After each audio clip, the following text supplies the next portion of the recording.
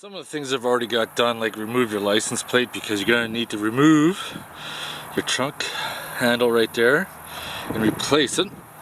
So next step is to remove this black panel, and I think they just said just kind of pulls out of place, but we'll see. Oh, there's a couple torque screws up in the handle here. I found that's why my thing wasn't pulling out, so we'll get rid of those.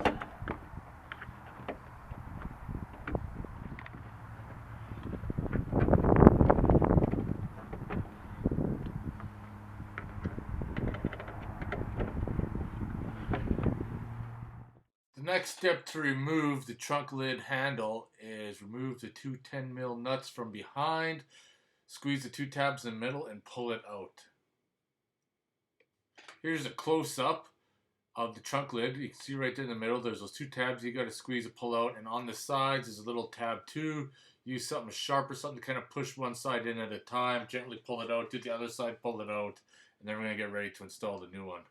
What you want to do now is connect your wiring and then slide it back into place. I'm actually installing a rear view camera, so disregard the other wires.